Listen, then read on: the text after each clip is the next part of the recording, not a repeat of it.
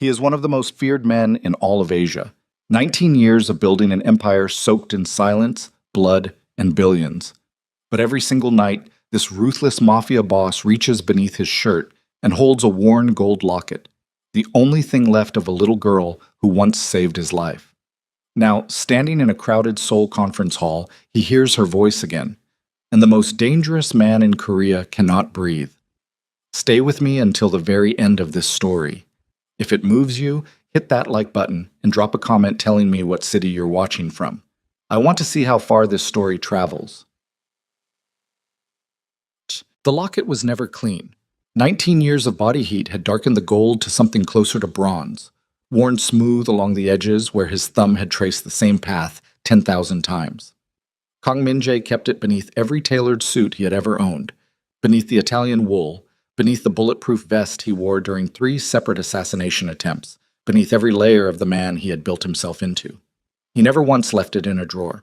He never once put it in a safe. Some things you do not trust to steal. On the morning of the summit, he stood at the floor-to-ceiling window of the presidential suite on the 41st floor of the Hangang Meridian Hotel and watched Seoul wake up below him. The city spread in every direction, gray and vast and lit by a sky the color of cold ash. It was early November. The Han River was dark. Delivery trucks moved along the expressway like slow beetles, and somewhere down in Yeongdeungpo, he knew, 2 of his men were already positioned outside the conference center checking sightlines and memorizing faces. He touched the locket through his shirt. His phone had already produced 14 messages before 7 in the morning. 3 from his chief of operations regarding a logistics disruption at the Incheon terminal. 2 from his legal team about a municipal zoning challenge to his new development in Mapo-gu.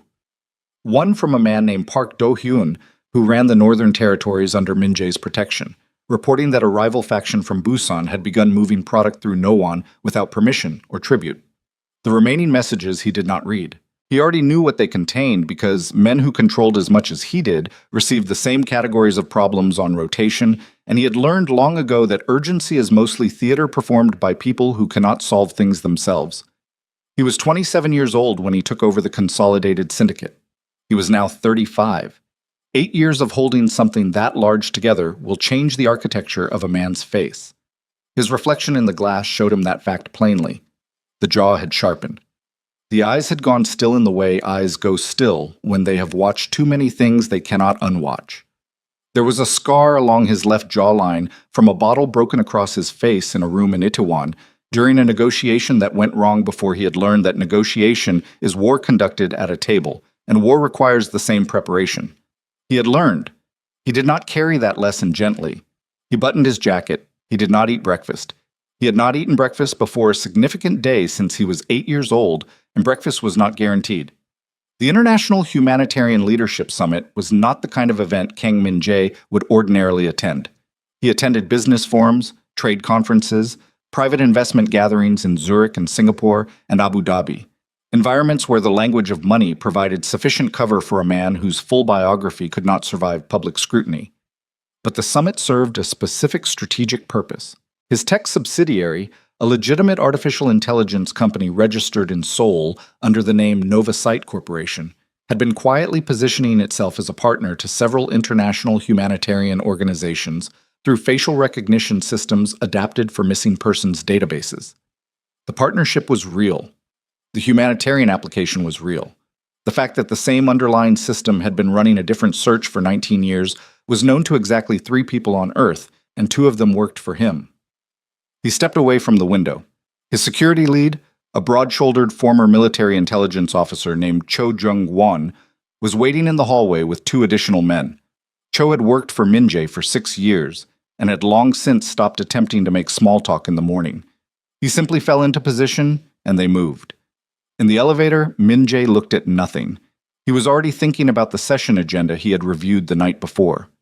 Panel discussions, keynote addresses, a breakout session on technology partnerships in vulnerable population tracking, and 1 presentation, third on the afternoon program, a slot most attendees would regard as the dead zone before the closing reception, from a representative of an American nonprofit called the Bridge Initiative, based in Los Angeles.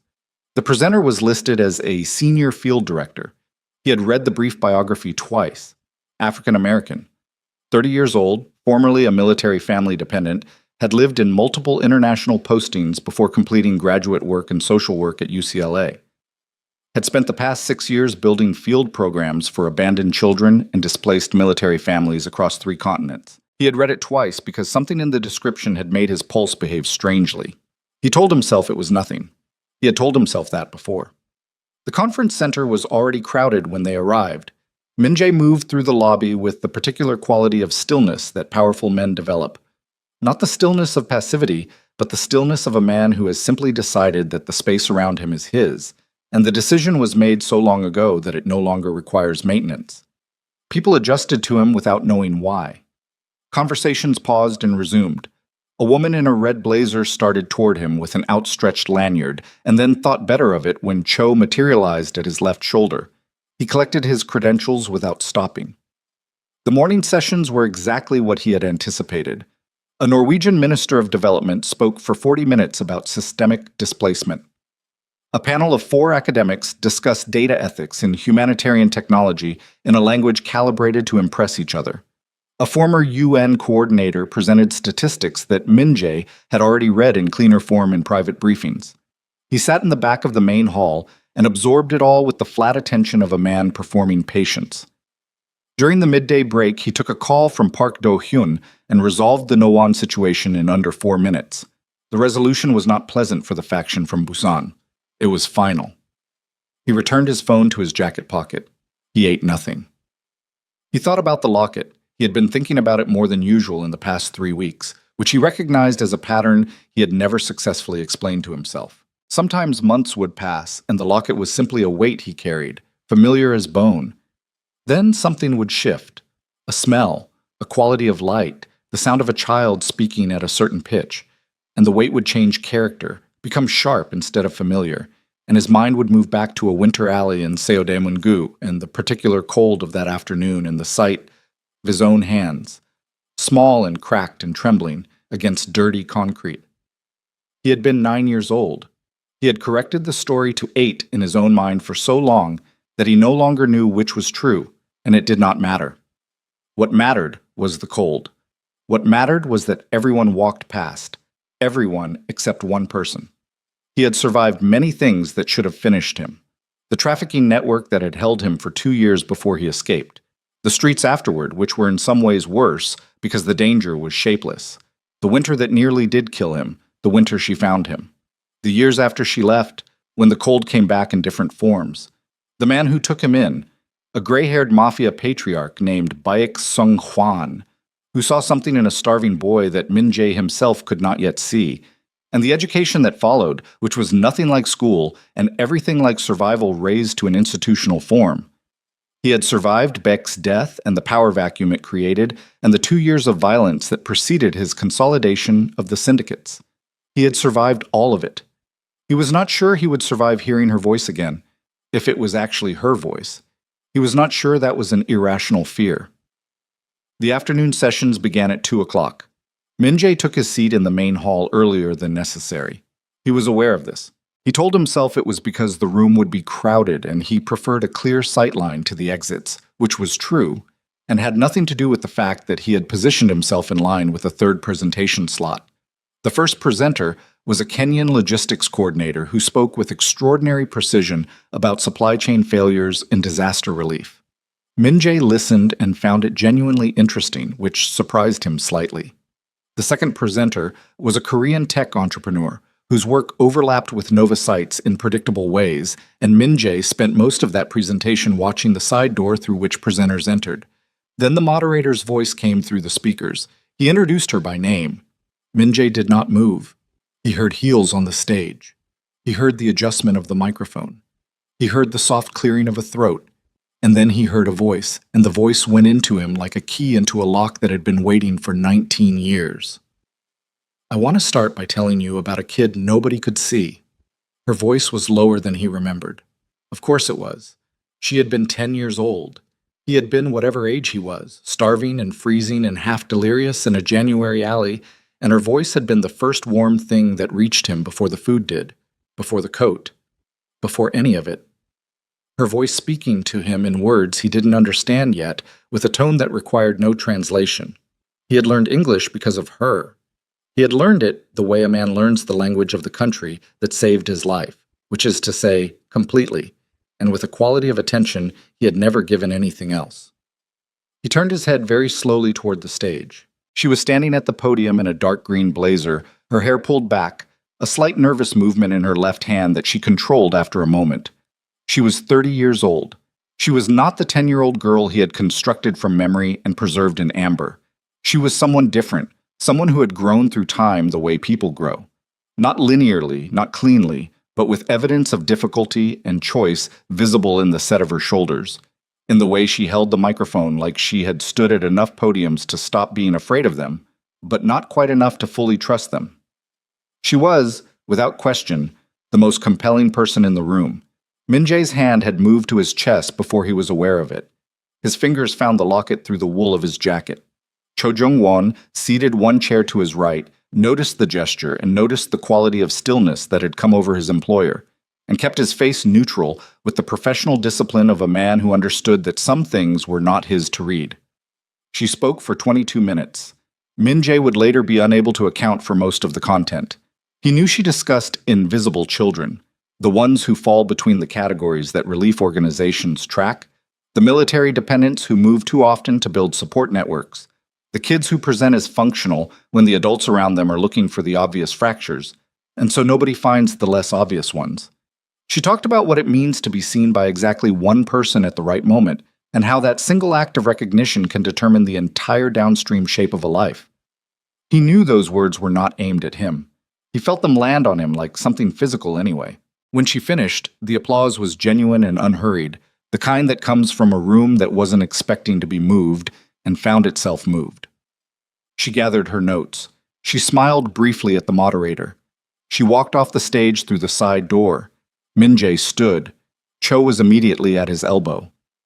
"Sir?" "The cafe on the east corridor." Min-jae's voice was level. "Find out if she's going to the reception." "I'll check." "Don't ask anyone directly. Check the coordinator's list." Cho moved. Min-jae stood still in the emptying row of seats and looked at his own hands for a moment. They were not small and cracked and trembling. They were a man's hands, clean, controlled, carrying a particular economy of movement that had been trained into them over years of learning how to hold things, weapons, contracts, the attention of dangerous men, without giving anything away. He had held the locket in these hands 10,000 times. He walked toward the east corridor. She was standing near the window at the far end, a coffee cup held in both hands, speaking with a younger woman who appeared to be her colleague. The afternoon light was coming through the glass at a low November angle, and it caught the side of her face in a way that stopped him 3 steps into the corridor. He made himself continue walking. He stopped at a distance that was close enough to be purposeful, but far enough to be technically coincidental. He was very good at the architecture of coincidence. He had used it in rooms far more dangerous than this one. Her colleague noticed him first. People always noticed Min-jae first when he was trying not to be noticed, which was its own kind of irony. The colleague's eyes went slightly wide. She knew his public face, or something approximating it, which was the face of a Korean tech billionaire and philanthropist who appeared in business publications and occasionally in society pages, never in the coverage he actually warranted. Amara Brooks looked up. He watched her see him as a stranger. He watched her register handsome, powerful, deliberate. He watched her construct the category of man she was looking at and settle into polite professional readiness. She had no idea. There was no recognition in her eyes, and he had known there wouldn't be. He had been a gaunt, hollow-eyed, filthy child the last time she had seen him, and he was now a man who had remade himself so completely that sometimes he could not locate the child inside him without help. He had carried her help in a locket for 19 years. His hand went to his chest. His fingers found the clasp through the wool. He pulled the chain over his head in one motion. Something he had never done in the presence of another person, something he had not fully planned to do in this moment. And he held the locket out in his palm between them. The light caught the worn gold. Amara's eyes dropped to his hand. He watched the coffee cup tilt, very slightly, in her grip. He watched her breathe change. He watched her look up at his face again, and this time she was not looking at a stranger. She was looking at his face the way you look at a room you have been away from for 19 years, searching for the furniture that used to be there, finding the shape of it under everything new. That's... Her voice caught. She stopped. Min-jae said nothing. He let the locket do what 19 years of searching had led to this moment to do. Her colleague had gone very still. Amara set the coffee cup on the nearest surface without looking at it. She reached out and her fingers touched the edge of the locket, not taking it, just touching, the way you touch something you aren't sure is real yet. Her eyes were bright with something she was working hard to keep contained. "Where did you get this?" Min-jae looked at her steadily. The question landed in his chest like something he had been holding his breath for. He had prepared for many versions of this moment across many years. He had never prepared for the sound of his own answer, because every version he had rehearsed felt wrong before it left his mouth. What came out was the truth, which is the only thing that ever actually fits. "A girl gave it to me," he said quietly, "in a winter alley in Seodamun-gu. I was starving.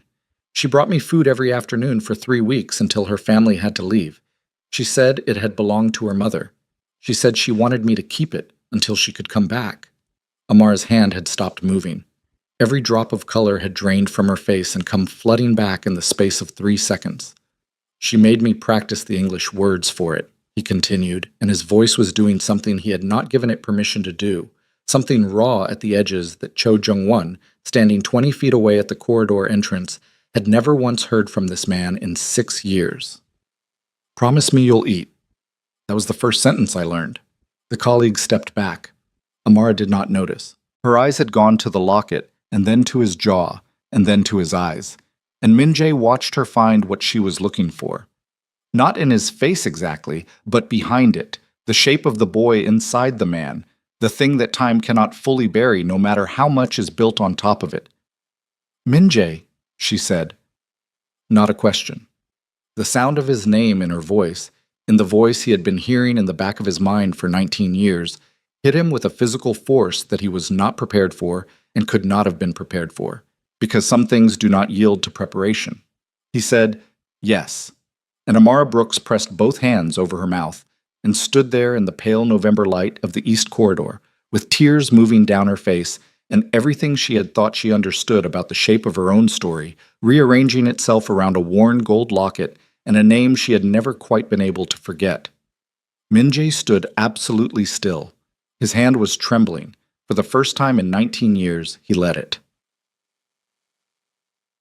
What neither of them knew yet, what would not surface until the coffee went cold and the corridor emptied and they sat together until the reception ended without attending it, talking in the hushed, urgent rhythm of two people making up for lost years, was that Min-jae's search had triggered something.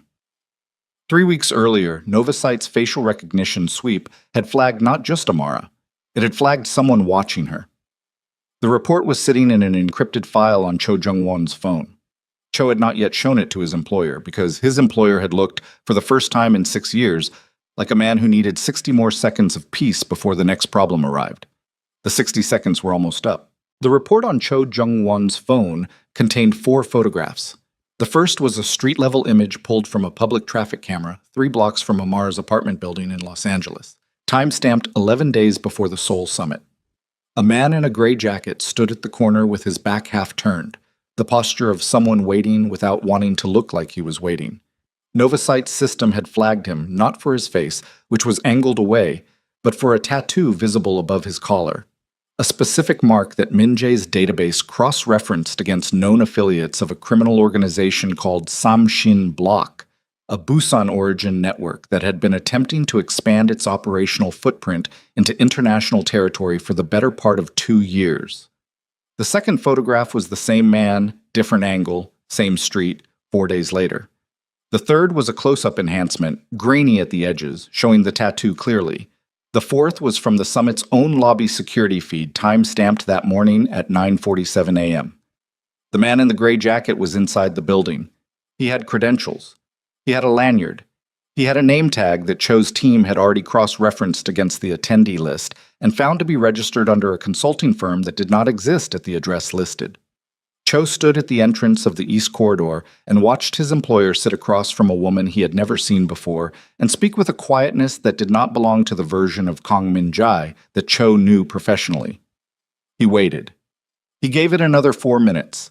Then he walked across the corridor and stopped at the table and set his phone face down on the surface between them. Min-jae looked at it. Then he looked at Cho. "Now?" Min-jae said. "I'd have shown you earlier." Cho's voice was flat, uninflected. "You were in the session." "Show me."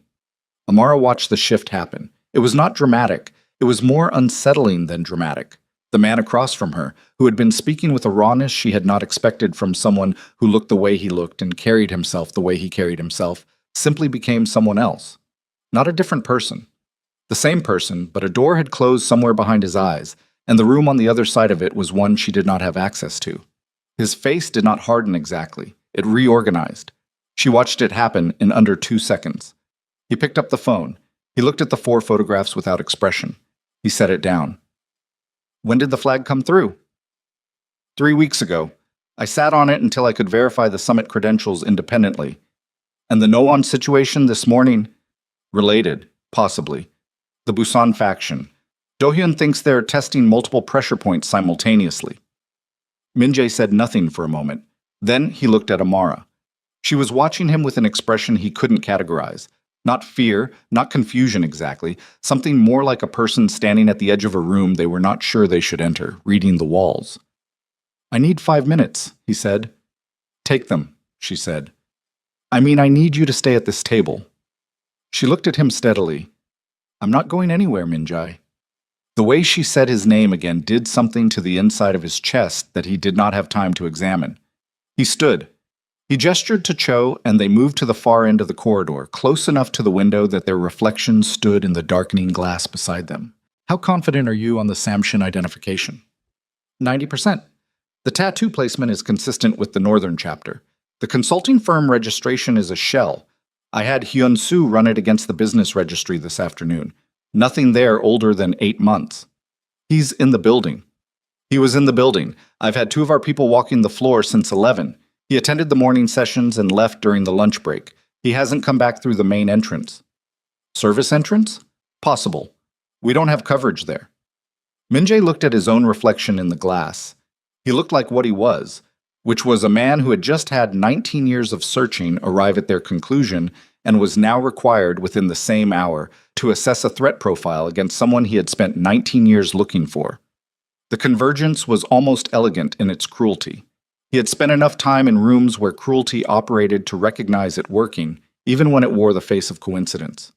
"Puller Security Details Contact," he said. "The American nonprofit. They'll have a liaison with the Summit Security Coordinator.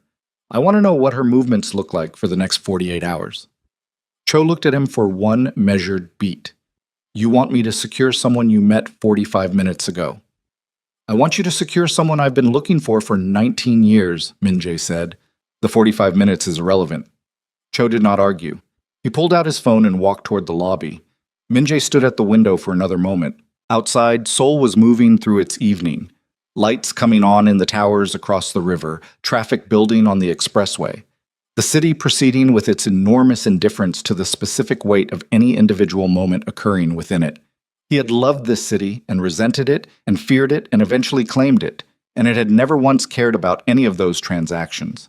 He went back to the table. Amara was still there. She had not touched her coffee. She was watching him approach with the same expression, the one at the edge of the room. And when he sat down, she did not ask him what that had been about, which told him something about her that he filed away carefully. "You were about to tell me about the foundation," he said. "You were about to tell me about the search." She tilted her head slightly. "That man who just walked away.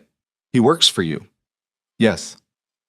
"He works for you the way someone works for a CEO, or he works for you some other way?"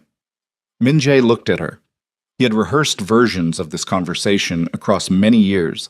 In the abstract, the way you rehearse conversations you believe will eventually become necessary. Every version had felt insufficient. He had concluded, somewhere around year 12 of searching, that there was no version of this conversation that would not cost him something. "Both," he said. She absorbed that without flinching. "How other?" "That's a longer conversation than this corridor allows." Then we should find somewhere that does. He studied her face. She was not performing calm.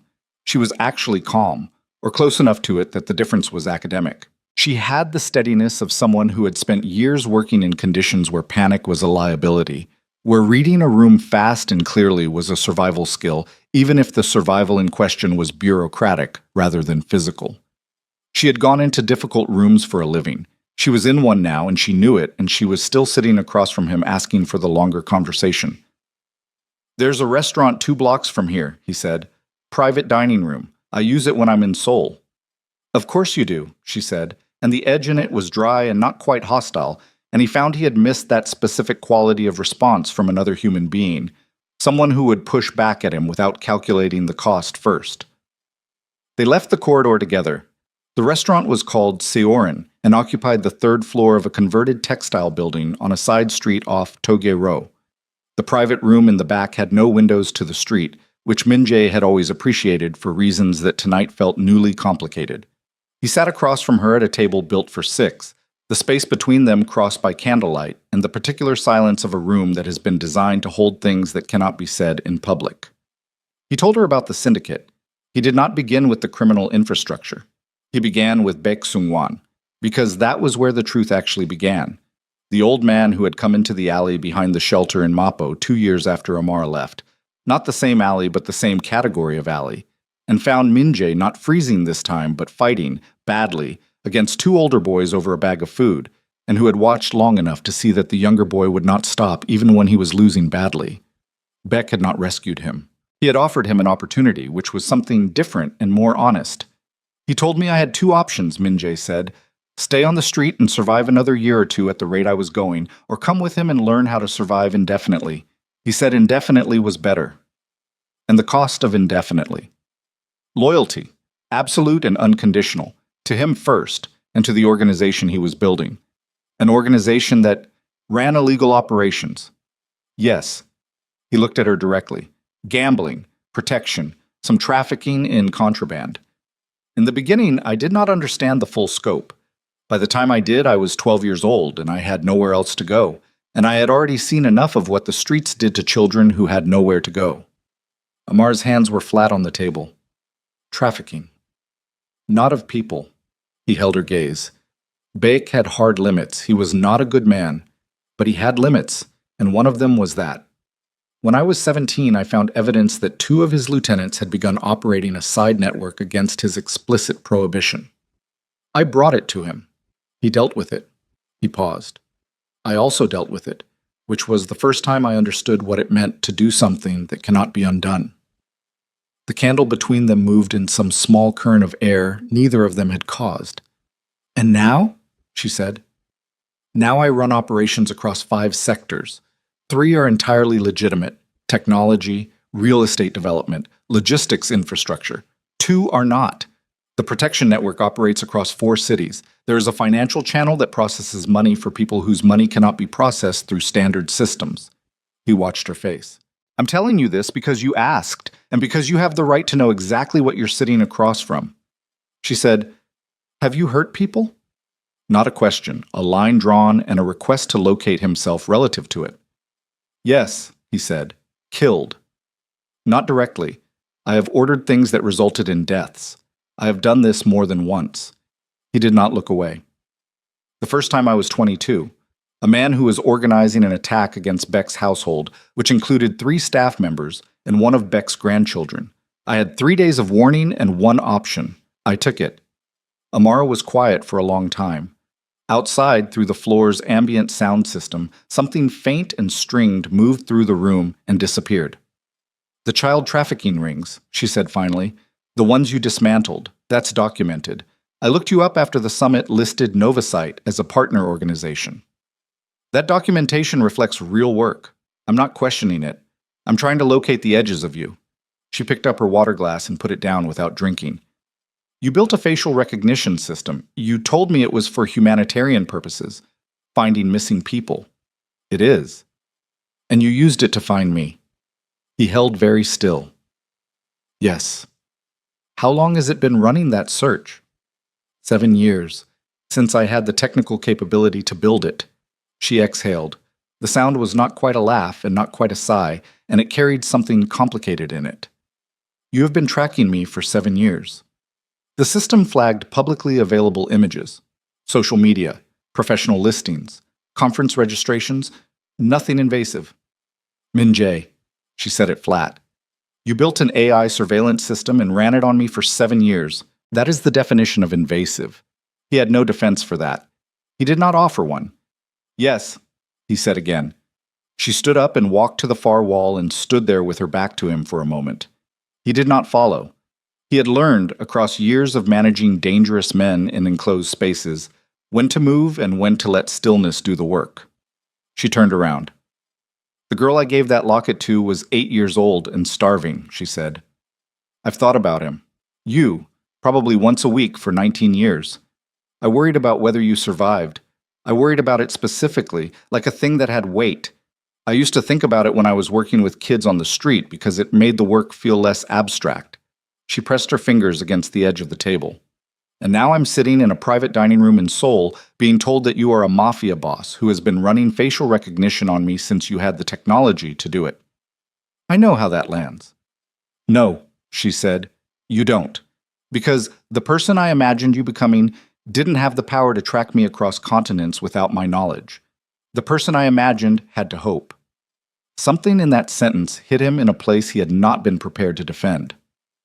I did hope, he said quietly. The system was how I did it. Some people light candles. I built software. She stared at him. Something moved through her expression. Not forgiveness, not yet, but the early architecture of it, which is understanding whether the person in front of you understands what they've actually done. Tell me about the trafficking networks, she said, the ones you went after. He told her. He told her about the first operation, 4 years into his control of the syndicate, when Novasite's missing persons work had led his team to a commercial network running out of a shipping facility in Pyeongtaek. He told her what they found and what they did, and what the official authorities, tipped anonymously, found when they arrived. He told her about the second and the third. He told her about the ways in which operating from inside the criminal world had given him access and leverage that no legitimate organization possessed, and the ways in which that leverage came with costs he paid in the currency of things he could not put on a public balance sheet. He told her all of it. She listened the way she had listened on stage, with her full attention, without performing reactions, without inserting herself until she had the full shape of what she was working with. By the time he finished, it was past 10 o'clock. The restaurant had gone quiet around them. The locket, she said. He reached into his shirt and held it out to her across the table. She took it this time, fully, cupped it in her palm. She turned it over. She pressed the small clasp and it opened, and there was nothing inside. It had been empty when she gave it to him. The original photograph lost to the streets before Beck found him, but the inside surface still showed the faint impression where a photograph had once been adhered. Her thumb moved over the impression. My mother's picture was in here, she said. I know. I'm sorry. She died when I was 7. My dad kept moving us around because he didn't know what else to do with grief. We were in Seoul for 8 months. She closed the locket. She held it for another moment, then placed it carefully on the table between them, not giving it back, not keeping it, setting it in the neutral space. I'm not going to tell you this is simple. I know. You're describing a life that I can't just... It's not a thing I can just absorb in one dinner and come to a conclusion about. I know that too. But I also... She stopped. She started again. I've spent my entire career working with kids who needed someone to see them. And the reason I do that work, the actual originating reason, the thing that pointed me at this instead of something else, is you. A boy in a winter alley who looked at me like I had handed him the whole world when all I did was bring food. Min Jae said nothing. So I'm not walking out of here, she said. I'm also not agreeing to anything. I'm saying I want to understand it, all of it, the real shape of it, not the version you'd tell a journalist or a court. She met his eyes. The actual shape. That will take more than one dinner. Then we'd better start scheduling. His phone vibrated on the table. Then again. Then a third time in rapid succession, which was Cho's emergency pattern. 3 pulses, 30 seconds apart, that meant something had moved from assessment to incident. Min-jae looked at the phone, then he looked at Amara. "I need to take this," he said, standing. "Go." He stepped outside the private room and put the phone to his ear, and Cho's voice came through low and fast. The man from the lobby, the Samshin affiliate with the non-existent consulting firm, had been picked up on a camera 2 blocks from the restaurant 12 minutes ago, and he was not alone, and one of Min-jae's men following them had just reported they had stopped moving, which, in Cho's professional estimation, meant they were waiting for something, and the something they were waiting for was almost certainly Min-jae to exit the building. Min-jae stood very still in the narrow hallway outside the private room. He thought about Amara Brooks on the other side of that door. He thought about a worn gold locket on a table between them. He thought about the Samshin block's pattern of operations, which he knew in detail, which told him that this was not a hit. It was a message, the kind of message that involves a specific form of collateral damage designed to communicate that the sender knows what you value and is prepared to touch it. His hand was not trembling now. He went back into the room. She looked up. "We need to leave," he said, "and we need to leave right now, and I need you to trust me for the next 20 minutes without a full explanation, and I promise you will have the full explanation the moment we're somewhere safe." She read his face for exactly 2 seconds. She stood up, picked up her bag, and said, "Which door?" And that was the moment. Not the locket, not the East Corridor, not the 19 years, but this. A woman who had just learned the full shape of who he was, choosing to move with him through a door into whatever was waiting on the other side. They went out through the kitchen. Cho had already moved the car to the service alley behind the building. A black SUV with plates registered to a shell company that had no visible connection to Min-jae's public profile. One of his men was at the kitchen door when they came through, and the cook and the single prep worker still on shift looked up and then looked back down at what they were doing, which was the correct response, and told Min-jae that Cho had spoken to the restaurant's manager before they ever sat down for dinner. Amara did not ask about any of this. She moved through the kitchen at his pace, close but not touching, and he registered that she had the physical intelligence of someone who had done field work in difficult environments. She did not crowd him, did not drift, kept herself in his sightline without being told to. The alley was cold. November in Seoul carries a specific cold that comes off the river and settles into the narrow spaces between buildings and stays there, and Min-jae felt it hit the back of his neck as they came through the door. Cho was at the SUV, driver's side rear door already open.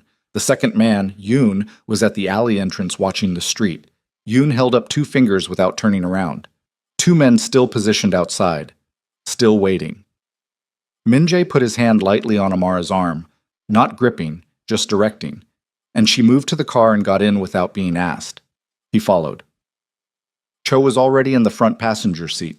The driver, a compact man named Shin who had been with the organization for 11 years, pulled out of the alley before the door was fully closed. They drove in silence for 40 seconds. "Where are we going?" Amara said, not frightened, asking for information. "Safe house in Yongsan, 20 minutes, and the men outside the restaurant. Being managed." She turned and looked at him directly. "By managed, you mean?" "I mean Yoon and 2 others will follow them at distance and determine whether they move or wait. If they move, we'll know which direction they're operating from. If they wait, we'll know they're surveillance rather than active, which gives us more time."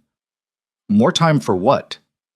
"To understand what they want and whether it's specifically about you or specifically about me or both." She absorbed that. She looked out the window. The city moved past in streaks of orange and white. "Both," she said quietly, mostly to herself. "Probably," he said. She turned back to him. "You said the Samshin block. I don't know what that is." "A criminal organization based in Busan. They've been attempting to expand northward for 2 years. I've blocked 3 of those attempts through legitimate business competition, acquiring logistics contracts they were positioned for, buying out a real estate corridor they needed for distribution.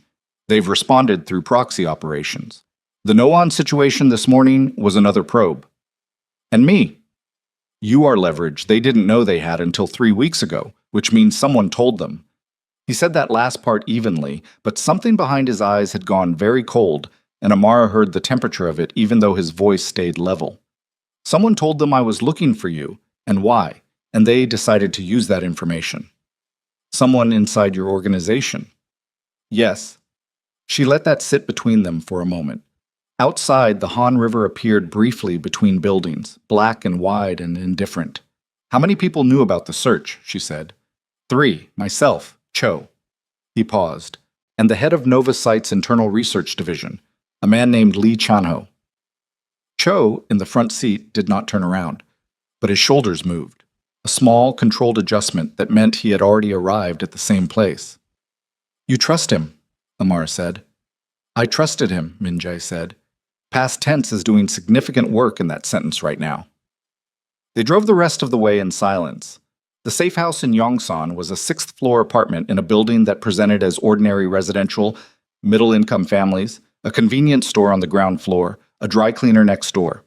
The apartment itself was 3 rooms, clean, functional, stocked with provisions and communication equipment, and nothing that would look out of place to anyone who did not know what they were looking at and could not find the floor safe beneath the kitchen tiles. Amara sat at the kitchen table.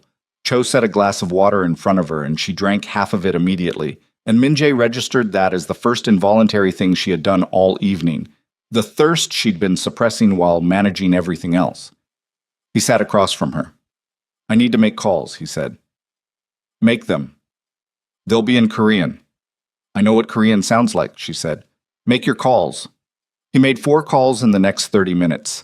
The first was to his operations chief, a woman named Ha-soo Yeon, who ran the legitimate side of his business empire with terrifying efficiency and who handled crisis information with the same affect she brought to quarterly earnings, flat, precise, without editorializing. He told her to pull Lee Chanho's system access retroactively, covering the past 6 months, and have a full report on his communication patterns on Min-jae's encrypted server within 2 hours. The second call was to a contact inside the National Police Agency, a deputy commissioner who had a long and carefully maintained relationship with Min-jae's legitimate business interests and who understood, without anything being stated explicitly, that certain pieces of information moved in both directions between them. Min-jae gave him the fake consulting firm name and the tattoo description and the lobby security timestamp and asked for any known Samshin block movements through Seoul in the past 30 days. The third call was to Park Do-yoon in the Northern Territories, brief and specific. Freeze all contact with Busan-adjacent networks. Report anything unusual in the next 12 hours directly to Cho. The fourth call was to a number he had not dialed in 8 months. It rang 7 times before a voice answered, graveled and slow, belonging to a man named Baek Jun-seo, the only surviving son of Baek Sung-hwan, who had no role in the organization but who maintained through old loyalties and older information a kind of passive intelligence about the criminal landscape that had proven useful in the past. The Samshin bloc, Min-jae said without preamble. What's their current leadership situation? A pause. The sound of something being set down on a hard surface. Why are you asking me instead of your own people? Because I want a source outside my own structure. Another pause. Longer. There was a leadership change 8 months ago. The old chairman died. His nephew took over, young, aggressive, wants to make a statement. Name. Samshin calls him Chairman Guk. Real name is Guk Tae-yang. 31 years old. Spent 3 years in Macau learning from a Hong Kong network. Came back with ambitions and no patience. What does he want besides the northern expansion? Reputation. He wants to be the person who made Kang Min-jae bleed. Baek Jun-seo's voice carried something that might have been pity and might have been warning and was probably both. He's not interested in a business negotiation. He's interested in a public accounting. Min-jae ended the call. He sat with that for a moment. Amara was watching him from across the table. She had not pretended not to follow the emotional tenor of the conversations, even without understanding the language. Bad, she said. Complicated, he said. Tell me the difference. He told her about Guk Tae-yang. He gave her the relevant outline. Young chairman, point to prove. Not interested in the kind of equilibrium that criminal organizations eventually reach when they've been operating long enough to understand that sustained conflict is expensive. Guk wanted a moment, wanted to demonstrate to whatever audience he was performing for that the man who controlled Seoul's consolidated syndicate was not untouchable. And I'm the moment, she said. He did not answer immediately, which was its own answer. Min Jae. You are leverage, he said. The distinction matters. They're not targeting you because of who you are. They're targeting the fact that I've been looking for you for 19 years, which tells them that you are the thing I have not been willing to use for operational purposes. The thing you actually care about. Yes. She pressed her fingers flat against the table surface. And Lee Chan-ho, your research director. I don't have confirmation yet. But you think it's him. He is the only person outside of this room who knew the full scope of the search. Cho has been with me for 6 years and has had dozens of opportunities to sell information more valuable than this. He glanced at Cho, who was standing at the window with his back to them. Lee has been with me for 4 years. He came from an academic background, AI research, Seoul National University. I brought him in specifically for Nova Site. And he turned. If the analysis confirms it, yes. Why would he? Min Jae looked at the table. Money is the obvious answer. Fear is the other one. If Samshin approached him and he believed refusing would put him at risk, he might have given them what they wanted to buy himself safety. He paused. Or he might have gone to them voluntarily. I won't know which until I speak with him. Amara was quiet for a moment. Then she said, What happens when you speak with him? The question had a specific gravity to it. She was not asking procedurally. She was asking what kind of man was sitting across from her and whether the answer she'd been constructing all evening was going to hold. That depends on what he tells me, Min Jae said, and if he sold you out voluntarily. He met her eyes. Then the conversation will be very short and the consequences will be significant, and I will not lie to you about what those consequences look like. She held his gaze for a long time. Her jaw was set. She was working through something. Okay, she said finally. Okay. I'm not okay with it, she clarified. I'm acknowledging that I'm in a situation where I don't have the leverage to change the terms right now, and pretending otherwise would be stupid. She picked up the water glass. I've spent 6 years doing field work in places where the formal systems failed completely, and the only protection available came from sources I wouldn't have chosen in a different world. I know what it looks like when the imperfect option is the only option. He said nothing. That doesn't mean I'm not going to have opinions about it later, she said. I would expect nothing less. The encrypted laptop on the kitchen counter produced a soft alert at 12:41 a.m. Min Jae opened it. Hasuyeon's report had arrived 40 minutes ahead of schedule, which told him she had started pulling the data the moment he ended the call, rather than waiting for full compilation. She was efficient in ways that sometimes felt like a rebuke. He read the report. He read it twice.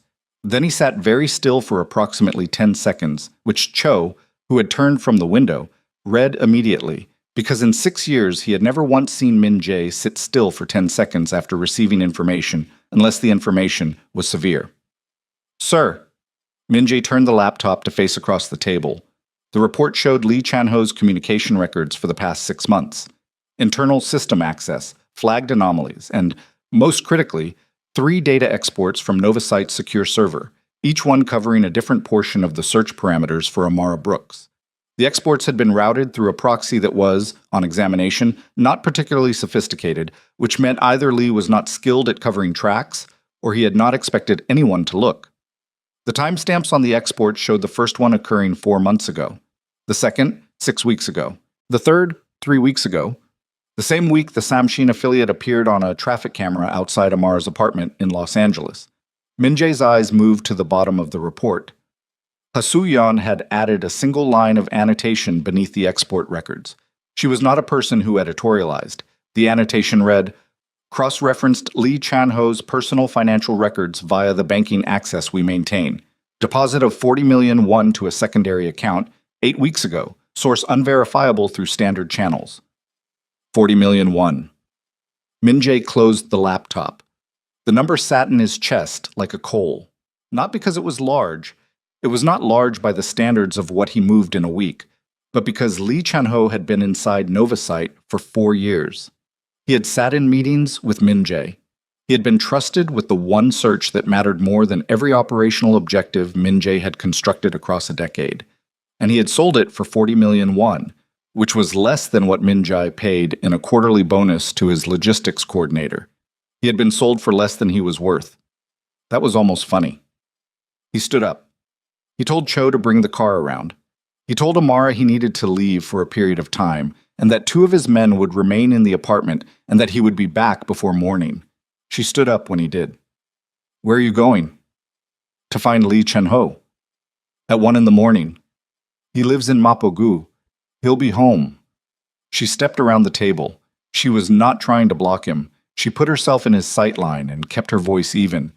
"And when you find him, I'll ask him questions first. And then?" He looked at her. The coal in his chest was doing something to the edges of his voice that he could feel but could not fully control. "And then I'll make a decision based on what he tells me." "Min Jae." She said his name the same way she'd said it in the East Corridor. Not as a question, as an anchor. "Look at me." He looked at her. "Whatever you do tonight," she said, "you're going to have to live with tomorrow. And so am I, if I'm going to be in this." The words landed cleanly. He held them. "I'm not asking you to be soft," she continued. "I'm asking you to be precise. There's a difference." He nodded once.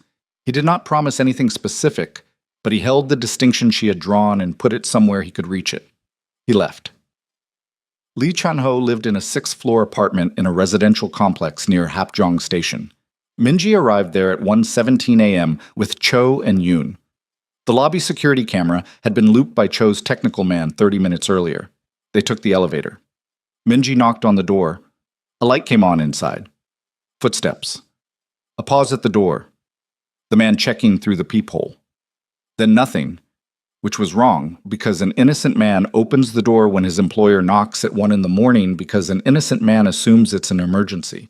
A guilty man stands frozen on the other side of the door doing math.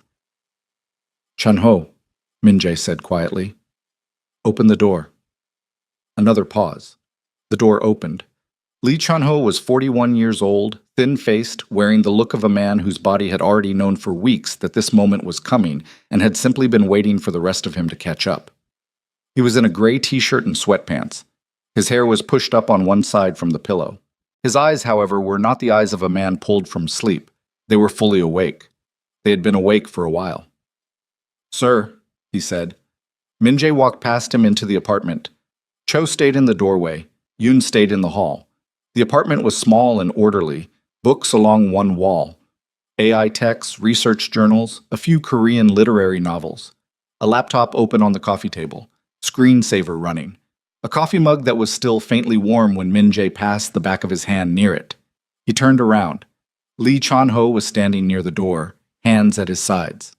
"Sit down," Min-jae said. He sat. Min-jae remained standing. He did not raise his voice. He had learned, across many years, that the absence of volume in a confrontation was more destabilizing than its presence, because it removes the target's ability to calibrate how much danger they're in based on acoustic evidence. "Tell me about the exports," he said. Lee Chan-ho's hands pressed flat against his knees. A small movement, involuntary. "I don't know what..." 3 exports from the secure server, your credentials, 4 months ago, 6 weeks ago, 3 weeks ago, each one covering a separate portion of the Amara Brooks search file. Min-jae's voice was absolutely level. "Tell me about them." The silence in the room lasted 6 seconds. Min-jae counted. Then Lee Chan-ho's shoulders dropped. Not dramatically, just a small release, the kind that happens when a man decides that the performance of innocence is more exhausting than whatever comes next. "They approached me 7 months ago," he said. "Who made the approach?" "A man I didn't know. He knew my name, my position, my salary. He knew about a debt I had, a private debt, a bad investment, nothing to do with the organization." He stopped. He pressed his hands harder against his knees. "He told me they only needed one piece of information, where the search was directed, who you were looking for. And you gave it to them." "Not immediately, but eventually." Lee looked up. His eyes were red at the rims, and Min-jae could not tell if it was sleeplessness or something else, and found he did not particularly care which. "I gave them the first export 4 months ago," Lee said. "Just the name. Just who she was, where she worked. I thought that would be enough, that they'd stop asking." "They didn't stop asking. They came back. They wanted the location tracking, the movement data. They said if I didn't give it to them, they would..." He stopped again. "They would what?" Lee closed his eyes briefly. "My sister lives in Incheon. She's 34. She has 2 kids. They knew her address. They knew her children's school schedule. Min-jae looked at him. He thought about Amara in the East Corridor, touching the locket with one finger as if checking whether it was real. He thought about 40 million won in a secondary account. The money, he said. Lee's eyes came back up. Something complicated moved through them. They deposited it. I didn't ask for it. I didn't want it. I haven't touched it. That's not exculpatory. I know.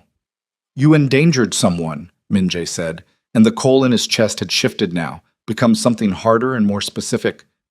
Who has spent her entire adult life working to protect vulnerable people. You gave a violent organization everything they needed to use her as a weapon against me. And you did this while working inside a company whose stated purpose is finding people who are lost. The last sentence came out quieter than the rest, which meant it was the most dangerous sentence in the room, and Lee Chan-ho heard that and went very still. I'm sorry, he said. It came out thin. It was not enough, and they both knew it, and he knew they both knew it. Min-jae looked at him for a long moment. Then he turned to Cho and said quietly, Take him somewhere safe. Not a cell. A room. He doesn't leave until I say otherwise. And no one speaks to him except you. Cho moved. Lee stood up, understanding that safe was a relative term, and that relative terms were, given the alternative, the best he was likely to receive tonight. Min-jae walked to the window. Below, Hapjeong's late streets were nearly empty. A convenience store on the corner threw a rectangle of yellow light across the pavement. His phone buzzed. He looked at it. The message was from a number he did not recognize. 4 words and an image file. The 4 words were, We have what you love. The image was a photograph taken through a long lens, slightly blurred at the edges from the distance, showing the exterior of the safe house building in Yongsan. And in the photograph, standing at the 6th floor window, the window where Cho had stood earlier, the window Cho had moved away from when he came to look at the laptop, was Amara Brooks, looking out at the street below, visible and lit and entirely unaware that someone in the dark was looking back at her with a camera. Min-jae's blood went cold in a way it had not gone cold in years. He was already moving toward the door when his phone rang. Not Cho's line, not any number in his contacts. And the voice on the other end was young and unhurried and carried the particular confidence of a man who had just laid all his cards face up on the table because he was certain his hand was stronger. Kang Min-jae, the voice said, I think it's time we had a real conversation. But first, I need you to understand something clearly. A pause, brief and theatrical.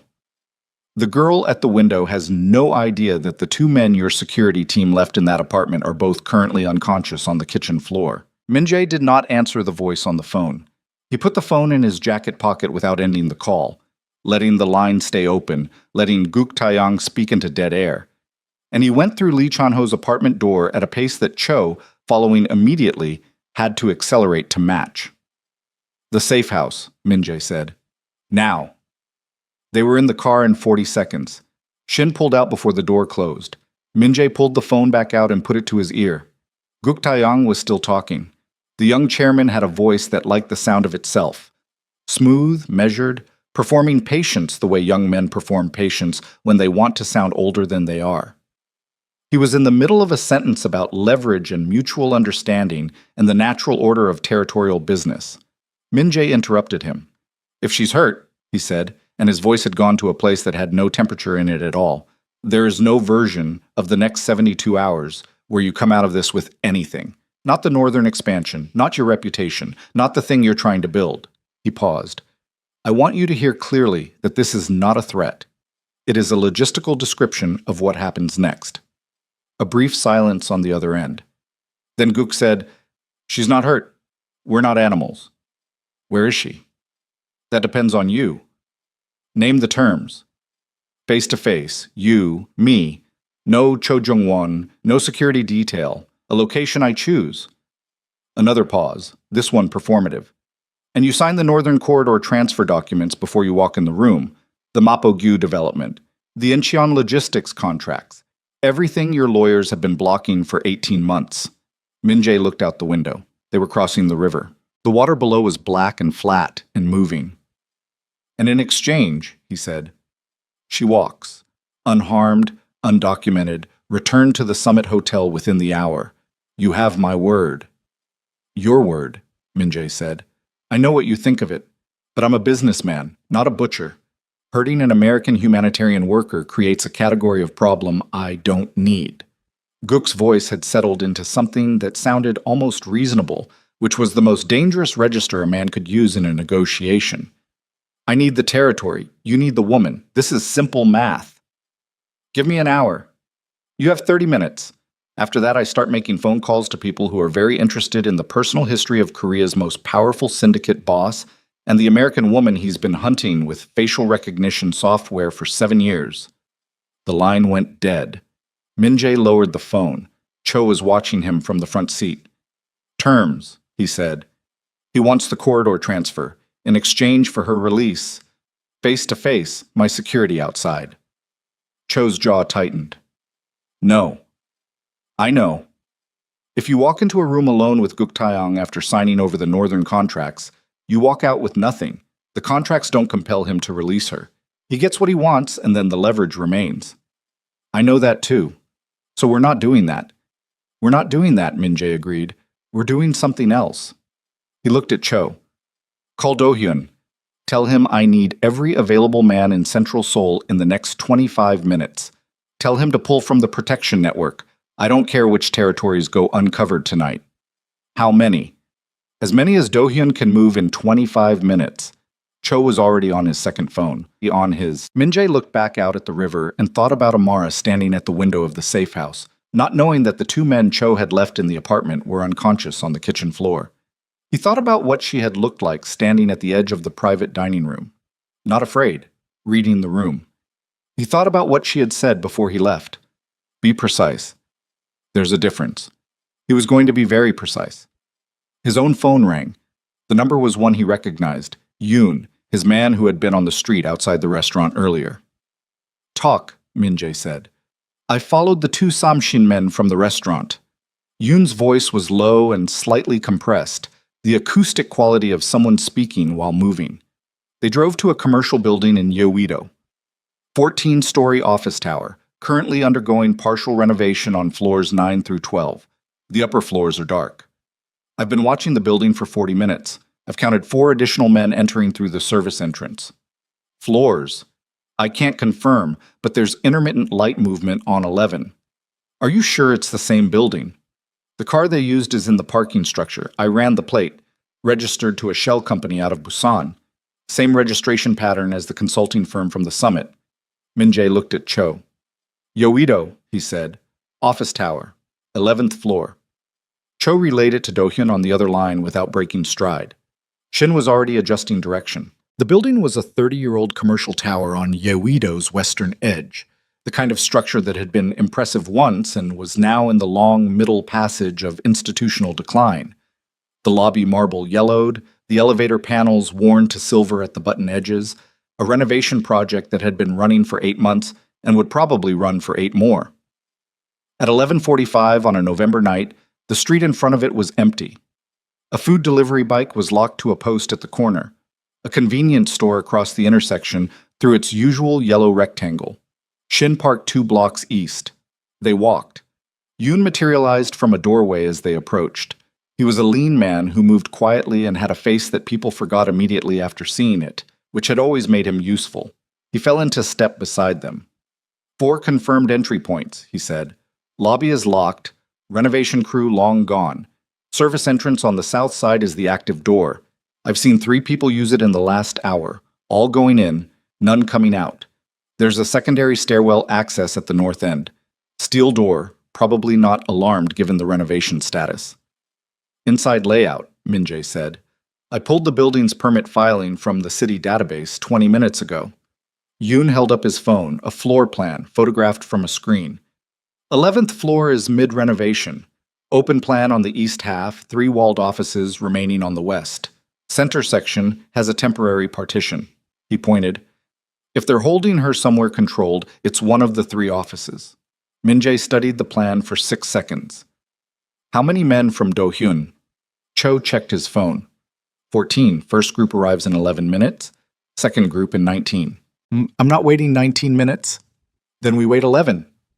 They waited in a doorway on the south side of the building.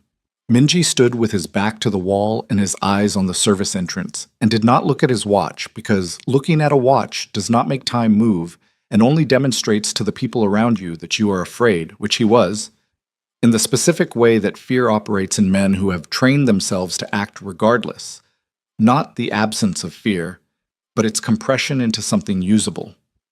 He thought about the phone call. Guk Taeyang's 30 minutes were running down. The young chairman was waiting for a callback that was not coming, and at some point in the next several minutes he would realize the callback was not coming, and he would have to make a decision about what that meant. And the decision he made would tell Min-jae exactly what kind of man Guk Taeyang actually was, beneath the reasonable voice and the business language. A man who panics under silence makes mistakes. Min-jae intended to be the silence. Do-hyun's first group arrived in 12 minutes rather than 11. 8 men in 2 vehicles, parking on opposite ends of the block. They were not the kind of men who looked like what they were, which was the point. They looked like the kind of men who are out late on a Tuesday in November for reasons that are plausible and forgettable.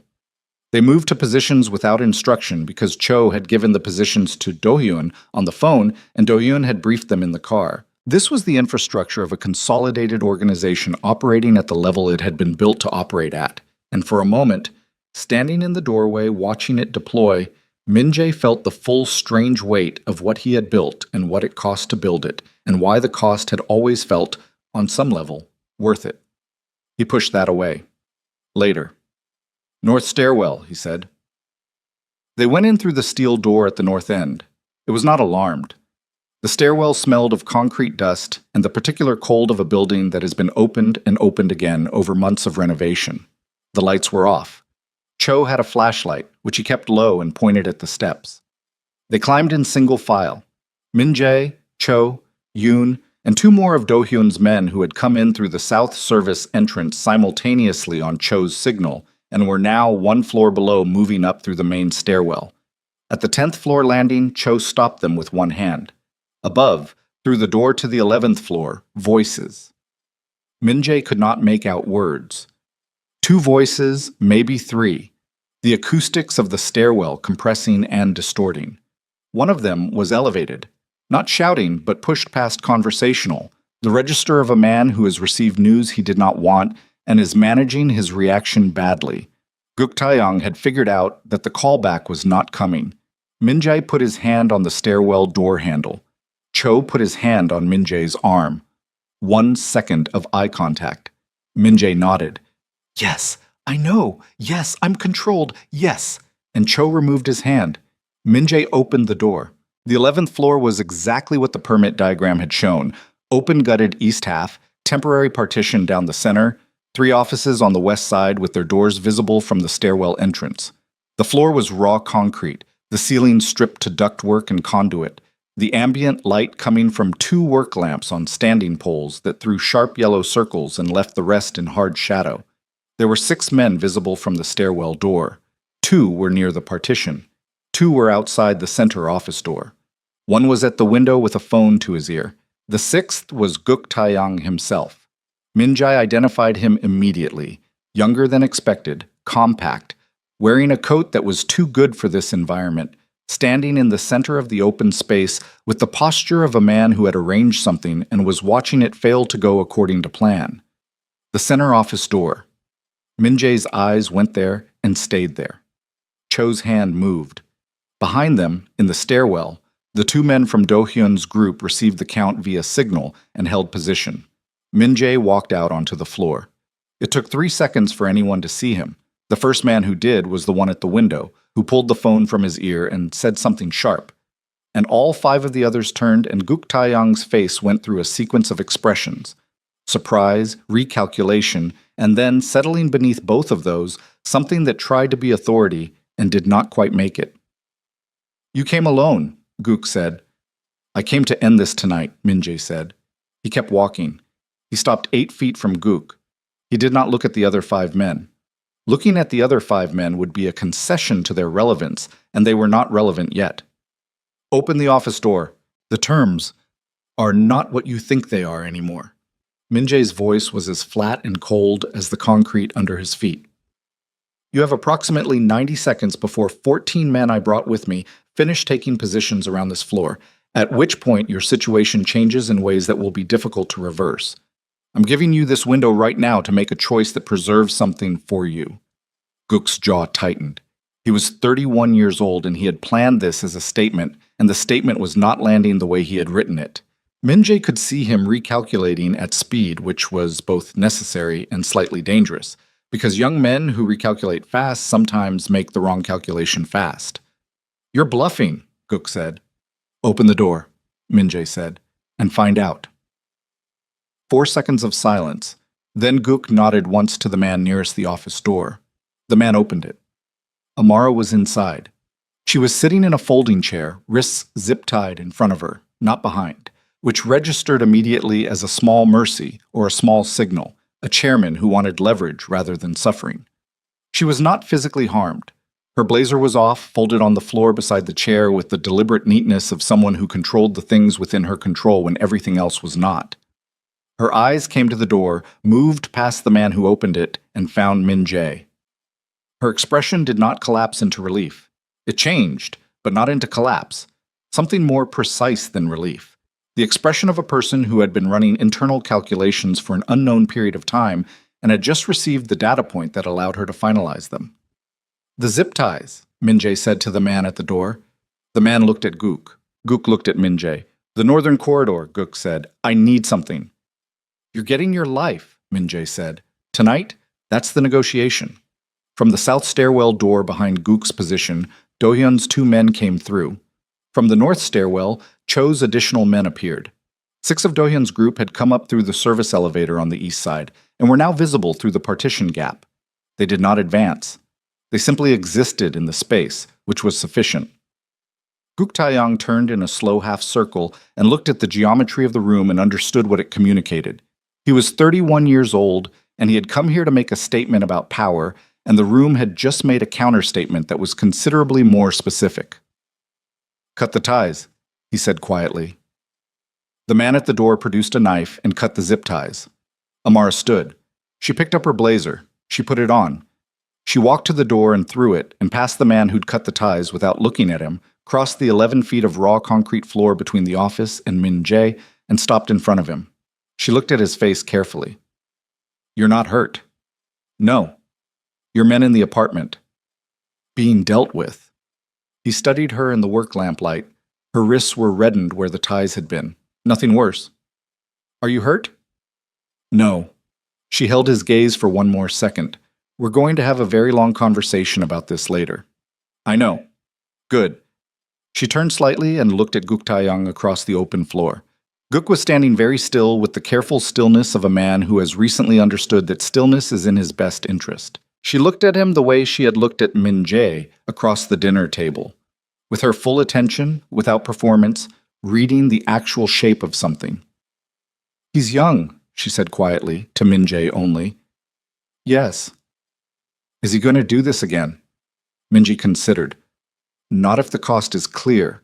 She nodded. Something decided behind her eyes. Then she looked at Gook Taeyang directly and said, in a voice that carried across the floor without being raised, "Whatever you think you proved tonight, you didn't." Gook said nothing.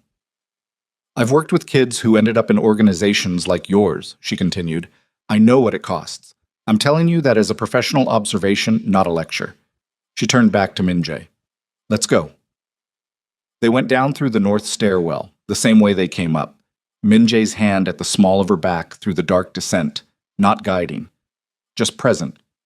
She did not pull away from it.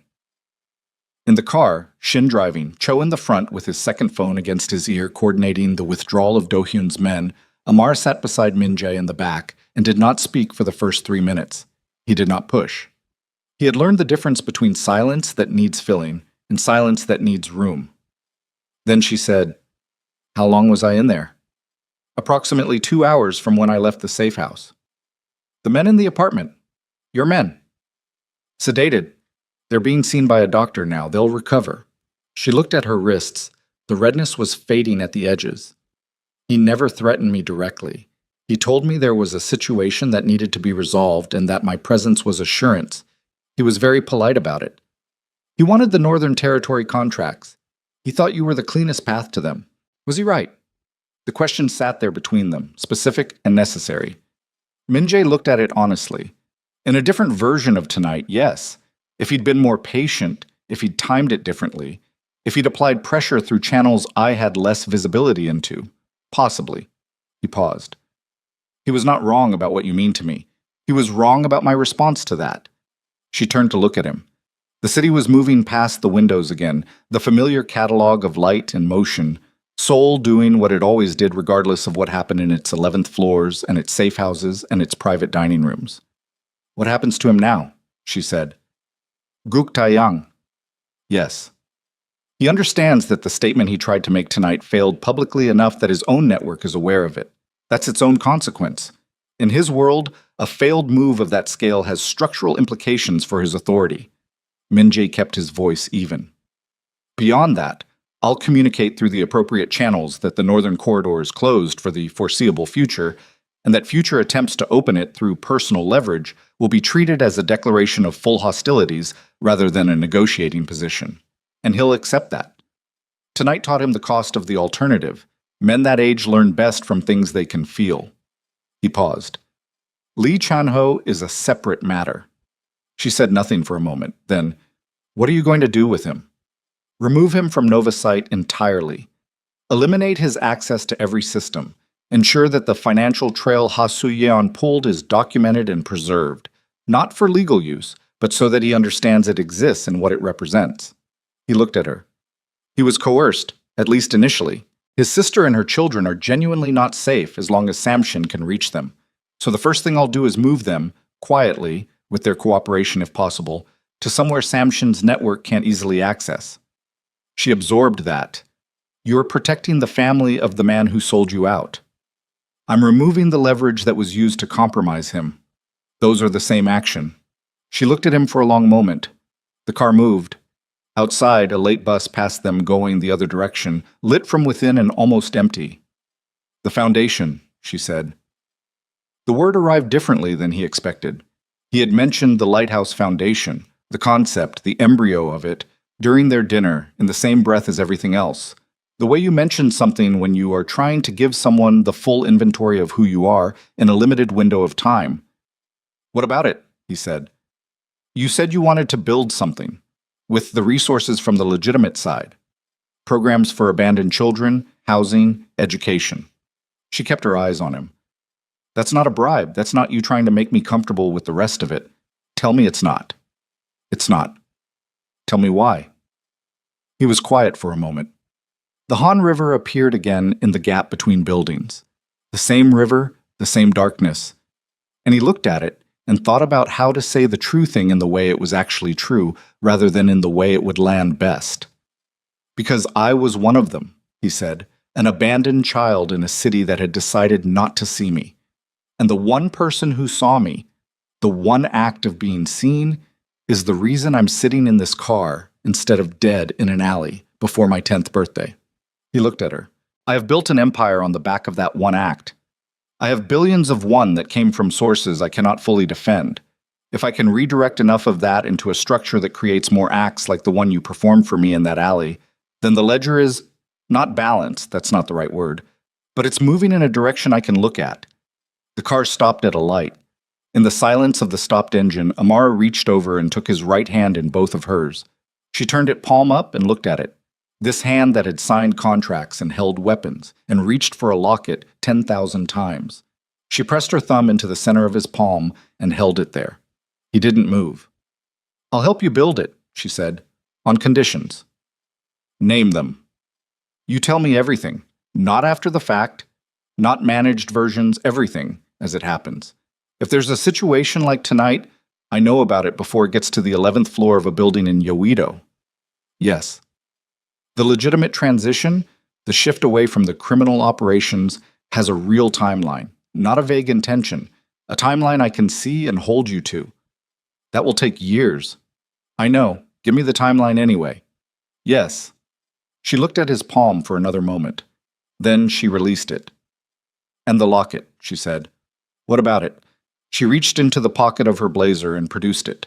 She had picked it up from the table at the restaurant, he realized, while he was outside on the call with Cho, because of course she had, because she was that kind of person, the kind who quietly secures the things that matter when other people are managing crises.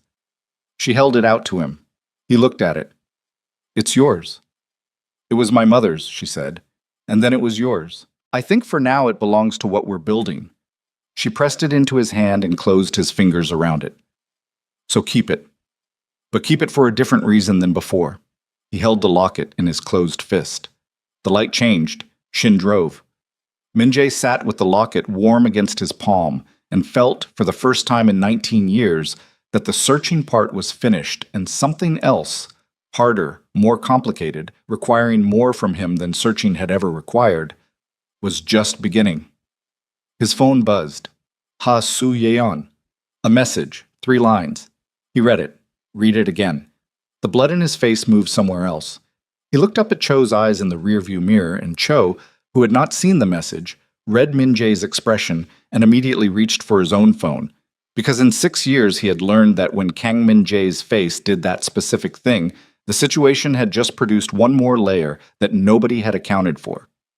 The message from Ha Soo-yeon read, "Lee Chan-ho's communication records show a 4th export we missed in the initial sweep, dated 6 weeks ago. It wasn't sent to a Samshin address. It was sent to a domestic law enforcement server registered to the Special Financial Crimes Unit. Someone inside the government has had your full profile, including the Amara Brooks search parameters, for 6 weeks, and they have not acted on it yet, which means they are not building a case. They are waiting for something." Min-jae read the message a 3rd time. The car was still moving. Seoul was still doing what Seoul did. And somewhere in a government building registered to the Special Financial Crimes Unit, a person who had possessed a detailed profile of Kang Min-jae for 6 weeks had chosen, deliberately, not to use it yet. Waiting for something. He showed the phone to Cho without a word. Cho read it. His face did not change, but his hand moved to his own phone and then stopped, because there was no call to make yet. They did not know who inside the Special Financial Crimes Unit had the file. And making calls against an unknown receiver was worse than making no calls at all. It told the receiver they had been identified before you were ready to act on that identification. Amara had felt the shift in the car. She did not ask. She waited. He showed her the message. She read it. She read it again. She handed the phone back without comment and looked out the window for a long moment, and when she looked back at him, her face had the expression he was already beginning to recognize. Not fear, not the performance of calm, but the actual thing underneath both of those, the face of a person doing precise and unsparing arithmetic. "The government contact," she said, "who would have access to that unit's servers."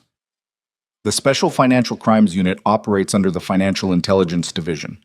It's a small unit, 12 to 15 analysts, 2 deputy directors, 1 director. They handle organized crime financial networks. He paused. "The deputy commissioner I called tonight about the Samshin block, his office is adjacent to that division." Could he have known? Min-jae thought about that call. The deputy commissioner's voice, unhurried, cooperative, the voice of a man performing the familiar choreography of their arrangement. Nothing in it had sounded like a man who was sitting on a 6-week-old file from the same investigation. But the deputy commissioner had been in his position for 11 years and had survived 4 administrations and 2 internal affairs reviews, which meant he was either clean or he was very good, and those 2 things were not always distinguishable from the outside. "Possibly," Min-jae said. "Or it could be someone else entirely." "Yes." She pressed her fingers against the door handle, not to open it, just a place to put the tension. "They're not building a case, which means they want something from you, something they can't get through an arrest. That's my read. Which means they'll make contact on their own timeline." She looked at him steadily. "And when they do, you need to already know more than they think you know." He looked at her for a moment. "You think like someone who has navigated institutional systems that weren't built to help her?" "I have," she said simply. "For 6 years." They rode in silence the rest of the way to the Hangang Meridian Hotel, where Amara's summit accommodations were. The summit she had arrived at less than 18 hours ago as a nonprofit field director from Los Angeles, which now felt like a fact from a different geology of time. Shin pulled up to the entrance. The lobby was lit and nearly empty at this hour, a single attendant visible through the glass. Min-jae walked her to the entrance. She stopped at the door. "I'm going to need a few days," she said. "I know. Not away from this. In it. I need to think while I'm inside it, not while I'm retreating from it." She looked at him. "I want to see Nova Site. I want to see the actual systems. I want to walk through what the Foundation looks like in practice, not in concept." He had not expected that. He showed it briefly, which was unusual. "You want a full audit." "I want to understand what I'm agreeing to hold." She said it without apology. "If I'm going to put my name and my work and my professional credibility into something built alongside what you've built, I need to see the actual structure, not the version you'd show a journalist or a donor." "The actual shape," he said. Her own words from the restaurant. "Yes. I'll arrange it." She held his eyes for one more moment. Then she did something unexpected. She reached up and pressed her palm briefly against the side of his face. Not a romantic gesture, something older than that. Something that said, "I see you more clearly now than I did this morning, and I'm still here," which is the most honest thing one person can say to another after a night like this one. She went inside. He stood at the entrance until she crossed the lobby and the elevator doors closed behind her. Then he walked back to the car and said, "Ha Soo-yeon's office. Now." Ha Soo-yeon was still in her office when they arrived, which did not surprise him. She was the kind of person who treated a crisis as an extended work session. She was 53 years old, had spent the first 15 years of her career as a forensic accountant for a major international firm, and had come to Min-jae's organization through a lateral move that she described to people outside as consulting, which was technically accurate and strategically incomplete. She wore reading glasses pushed up on her head and had the expression of someone who had been doing difficult arithmetic for several hours and was prepared to do more. She had 3 additional documents open on her screen when Min-jae sat down. "Walk me through the 4th export," he said. She walked him through it. The export had been smaller than the previous 3. Not the full search profile, but a specific subset. The Nova Site facial recognition parameters, the search history timestamps, and a single document that Lee Chan-ho had attached, which was a summary memo he had apparently written for his own reference 6 months into the project, laying out in plain language what the search was for and why the organization's founder had commissioned it. A personal summary memo, not a system document, something Lee had created outside of the standard project files. "He wrote it for himself," Min-jae said. "That's my assessment," Ha Soo-yeon said. "The format is informal. No header, no project code. He probably wrote it to organize his own thinking about the project scope." She removed her glasses from her head and set them on the desk. "It's thorough. Anyone reading it would have a complete picture of the search's purpose, duration, and target. And this went to a Financial Intelligence Division server 6 weeks ago. The routing went through 2 proxy layers before I identified the endpoint. The second proxy was a commercial relay service used by several government agencies for secure document transfer." She paused.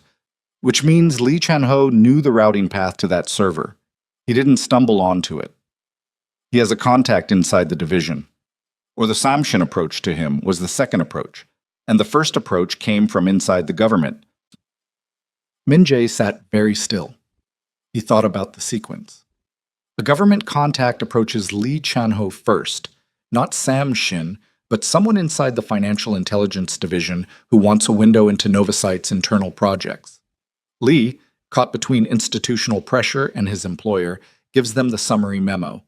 Then Samshin finds Lee through their own channels, or is pointed toward him, and extracts the operational data about Amar's location. 2 separate buyers for different pieces of the same information, with Lee Chan-ho as the unwilling merchant at the center. "Who benefits from both the government and Samshin having that information?" he said. Ha Soo-yeon looked at him over the desk with the specific expression of a forensic accountant who has already followed that thread. "Someone who wants you squeezed from both sides simultaneously. Someone who would benefit from either outcome. A criminal attack on your personal leverage, or a government investigation into your financial structure. A competitor. A competitor with access to both channels." She opened a 4th document. "I pulled the Financial Intelligence Division's published organizational chart. It's publicly available. The director has been in place for 3 years. He came from a background in commercial banking regulation. Before that, he was a compliance officer for a private financial group." She turned the screen slightly so he could see it. The financial group was Hansung Capital Partners, which, until 4 years ago, held a significant position in the Incheon logistics corridor before your acquisition effectively displaced them. Min Jae looked at the name on the screen. The director of the Financial Intelligence Division had spent 6 years at Hansung Capital Partners, and Hansung Capital Partners had lost the Incheon corridor when Min Jae's legitimate business interests outcompeted them for it, which had cost them an estimated 300 billion won in projected revenue and had contributed to the restructuring of their investment portfolio in ways that their board had not forgiven. The room was very quiet. "He's not building a case," Min Jae said slowly. "He has the file because he wanted it. But he hasn't moved because moving would expose his own connection to the acquisition. He can't use it through official channels without revealing that he directed a subordinate to solicit documents from inside a private company, which is its own legal problem. He's holding it," Ha Soo-yeon said, "as insurance, or as leverage for a private negotiation that he hasn't initiated yet. Because he's waiting for the right moment. Or the right pressure." She paused. "You disrupted Guktaeyang's operation tonight. That's going to be known in certain circles within 48 hours. If the director is watching, and I believe he is, he'll know that the Samshin angle failed, which means his insurance becomes his only remaining card. He'll make contact soon. Within a week, probably less." Min Jae sat with that for a long moment. Then he stood and looked at the organizational chart still displayed on Ha Soo-yeon's screen and memorized the director's name. Not that he would forget it, but the act of memorizing felt necessary, felt like the proper acknowledgement of what this man had done and what it was going to cost him. "Prepare a counterfile," he said. "Everything. The Hansung Capital connection, the server routing, the timeline of the document solicitation, the conflict of interest. I want it documented in a form that a journalist could read and understand in under 20 minutes. Ha Soo-yeon nodded. She did not ask why a journalist. She understood the architecture of deterrence. "And Lee Chan-ho," Min Jae said. "He's in the room Cho arranged. In the morning, I want to speak with him again, with everything we now know. He deserves to understand that the government contact he thought was protecting him was using him as a tool in a private financial grievance." He paused. "After that conversation, he resigns from Novasite, signs the non-disclosure documentation, and his sister and her children are relocated under our protection for the next 6 months. At 6 months, if the Samshin situation has been fully neutralized, the protection is lifted and the file is closed." Ha Soo-yeon wrote it down. "And if he talks—" "He won't." Min Jae looked at her directly. "Because the counterfile will make clear that talking implicates him as deeply as anyone. He made choices. The choices have weight. But I'm not interested in destroying a man who is squeezed from 2 directions when I can use the energy more productively elsewhere." She looked at him over the desk with something that was not quite approval and not quite surprise. It was closer to the expression of someone updating a long-running assessment. "Elsewhere," she said. "The foundation," he said. "I need the legitimate transition to have a real structure. Timeline, accountability, documentation. Someone to hold it accountable from the outside." He picked up his jacket from the chair. "I'll need your help building that structure over the next several months." He left her office at 3:40 in the morning. The call from the director of the Financial Intelligence Division came 4 days later. It came to Min Jae's personal line, not the business line, not through Ha Soo-yeon's office, which told him that the director had a source inside his private communications, which was a problem he filed for later. The voice was careful, measured, the voice of a bureaucrat who had spent years conducting conversations that were not conversations. "Mr. Kang," the director said, "I believe we have matters of mutual interest to discuss." "Director Lim," Min Jae said. He used the name without preamble, and the brief silence that followed told him the director had not expected to be named, which was the first point in a negotiation going to the person who arrives more prepared. "I see you've done your research," the director said. "I do thorough work," Min Jae said. "As I'm sure you know, given the document your office received from a Novasite employee 6 weeks ago." The silence this time was longer. "I want to propose a meeting," the director said finally. "I'm available Thursday," Min Jae said. "My attorney will be present. I'll also be bringing documentation that I think you'll want to review before we discuss terms. It relates to Hansung Capital Partners and your tenure there, and the question of whether your interest in Novasite's internal files constitutes a personal financial conflict of interest under the Government Ethics Act." He kept his voice even. I'm not raising this as a threat, Director Lim. I'm raising it because I think both of us will have a more productive conversation if we both understand the full shape of the situation before we begin. Another silence, longer than the previous two. Thursday, the director said. Thursday, Min-jae confirmed. He ended the call and sat at his desk and looked at his hands for a moment and thought about Ha Soo-yeon's phrase, the full shape of the situation, and thought about how long it took to learn that information, deployed precisely and honestly, was almost always more powerful than force deployed loudly. Almost always. Thursday's meeting lasted 2 hours. Director Lim arrived with a deputy and a legal advisor and the careful energy of a man who had prepared for an adversarial exchange. He found instead a conference room in the Nova Site building, a full and accurate accounting of the document solicitation timeline, presented by Ha Soo-yeon in the flat, precise language of a forensic accountant, and a counterproposal from Min-jae's legal team that was so cleanly structured that the deputy director spent 40 minutes reading it twice. The counterproposal was simple. Director Lim would return all copies of the Nova Site documents, document the return formally, and recuse himself from any financial investigations touching Min-jae's corporate holdings for the remainder of his tenure.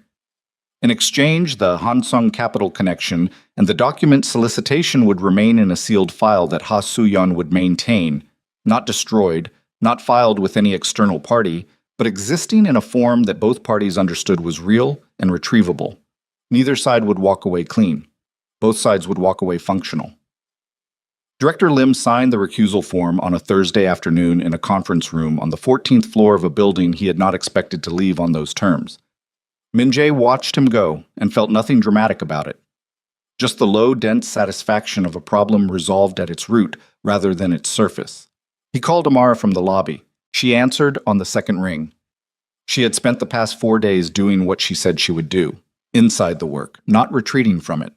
She had walked through Nova Site with the system architect and asked questions that the architect told Min-jae afterward were the most technically precise questions he had fielded from a non-technical person in 4 years of running the division. She had reviewed the foundation's preliminary financial structure with Ha Soo-yeon. She had visited 3 sites in the Mapo and Dobong districts that Min-jae's organization had identified as potential locations for the first Lighthouse Foundation campus. She had not softened her conditions. She had made 2 of them more specific.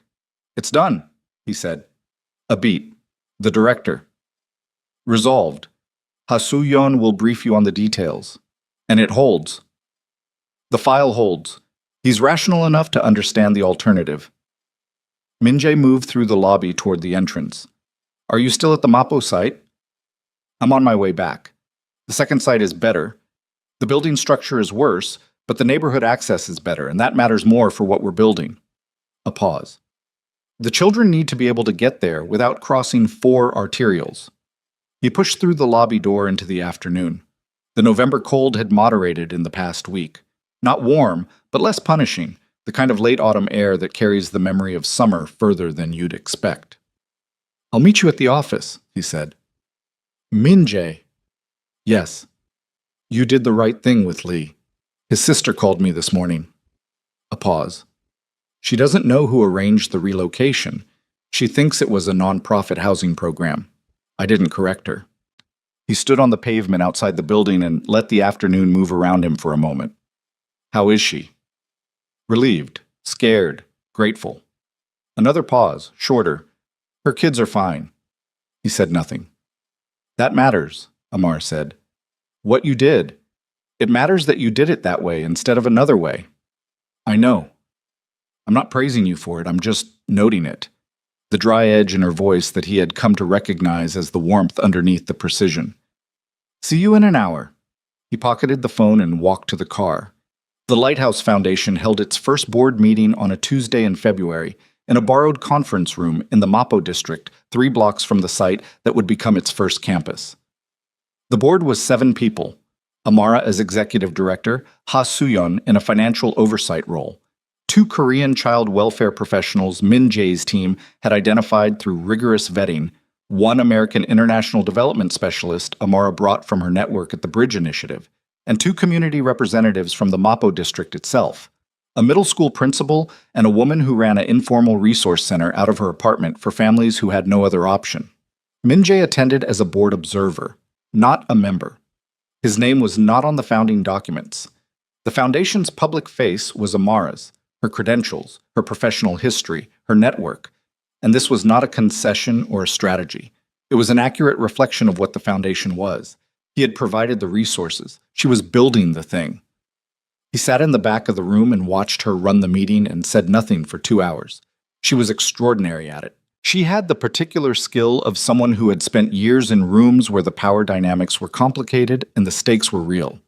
She listened in a way that made people feel heard without mistaking being heard for agreement, and she moved the agenda forward without anyone noticing that she was moving it. And when the community representative from Mapo asked a pointed question about where the foundation's funding actually came from and what strings were attached to it, Amara answered it directly, completely, and without defensiveness, in a way that left the woman visibly reassured rather than managed.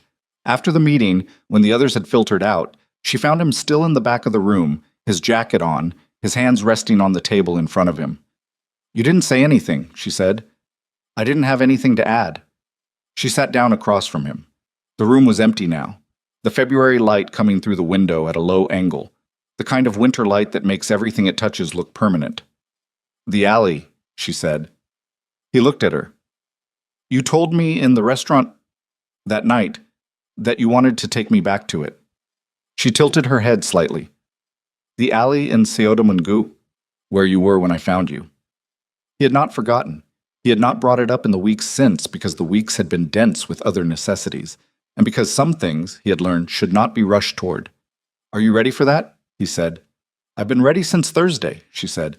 "I was waiting to see if you were." They went on a Saturday. The alley was 3 blocks from Seodamun Station, tucked behind what had been an international school and was now a private language institute occupying the same building. The neighborhood had changed around it in 19 years. New construction at the western end, a coffee shop where there had been a vacant lot, cleaner pavement. But the alley itself had not changed in any way that mattered. It was still narrow and still cold in February, and still the kind of place that people moved past without looking into. Minjay stopped at the entrance. He had been here twice before in 19 years. Once when he was 22, a deliberate return to fix the geography of it in his adult memory rather than let it live only in a child's distorted recall, and once at 29, the year Novasite became technically capable of running the search he'd always intended. Both times he had stood here for a few minutes and left without naming what he felt because he did not have the language for it, and there had been no one to speak it to. Amar stood beside him. She did not take his hand. She looked at the alley the way she looked at everything, with her full attention, not filling it with what she expected to find. They walked in. The specific patch of concrete was against the left wall, near the old service door of the school building, now painted over in gray. He stopped there. He looked at the concrete. There was nothing to see. There never was, in places where the important thing happened entirely in the dimension of experience rather than the physical world. He reached into his shirt and held the locket. He had been holding it the same way for 19 years, and it still fit in his palm the same way, worn smooth in the same places, the clasp still slightly stiff. Amara watched him. He opened the locket. The empty interior, the faint impression where the photograph had been. He looked at it for a long moment. Then he held it out to her. "I've been carrying this," he said, "as a reminder of what I owed, what I was looking for, what I needed to become before I could come back." He looked at her steadily. "I don't want to carry it that way anymore." She looked at the locket in his palm. "What way do you want to carry it?" she said. He thought about how to say the true thing in the way it was actually true. "As something that belongs to what we're building, not to what I was looking for." He paused. "The same as you said, but I want to say it again because I mean it differently now than I did in the car." She took the locket from his palm. She turned it over the way she had in the safe house kitchen. The same careful handling of something that had weight beyond its physical weight. Then she pressed the clasp and opened it, and reached into her coat pocket and produced a small photograph, the size that fits in a locket, folded once. He looked at her. "It's my mother," she said. "I had it printed last week." She did not look at him while she said this. She was working the photograph into the interior of the locket, pressing it flat against the impression where the original had been. "I've been carrying her memory for 23 years. I think it's time she lived somewhere outside of just me." She closed the locket. She held it out between them. He took the chain in both hands and put it back over his head and tucked it beneath his shirt, and it settled against his sternum with the familiar weight that had accompanied every significant moment of his adult life. And he felt it differently than he ever had. Not lighter, that was not the right word, but less singular. Less the weight of a solitary promise, and more the weight of something shared. They stood in the alley for a while.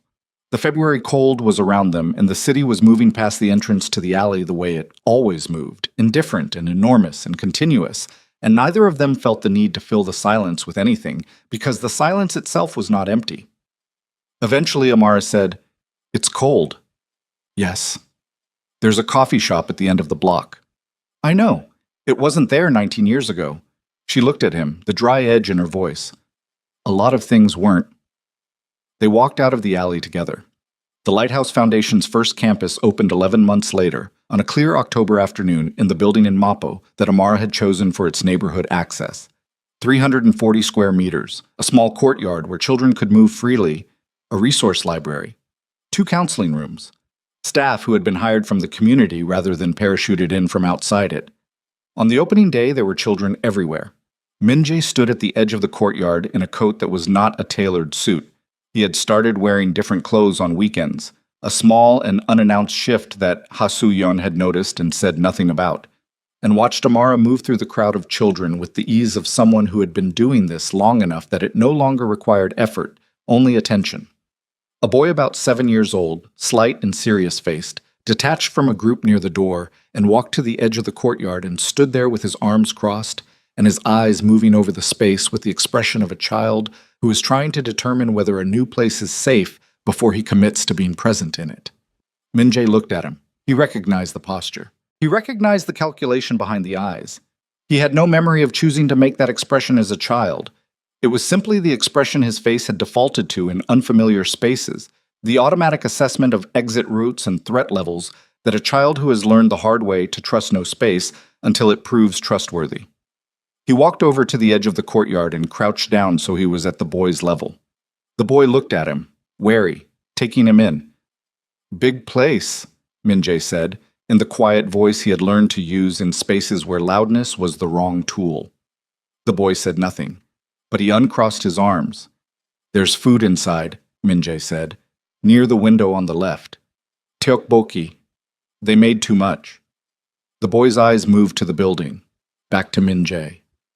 "Too much," the boy said, skeptical. "Way too much," Minjae said. A long pause. The boy looked at the building again, then at Minjae. Then he walked toward the door, not running, moving with the careful gait of a child who has learned not to want things too openly. Minjae stood. Amara was beside him. He hadn't heard her approach. She was watching the boy move toward the door. "He reminds you of yourself," she said. "Yes." She didn't say anything for a moment. She watched the boy disappear through the door. "He'll be all right," she said. Not a prediction. Something more like a commitment. "Yes," Minjae said, and he meant it the same way.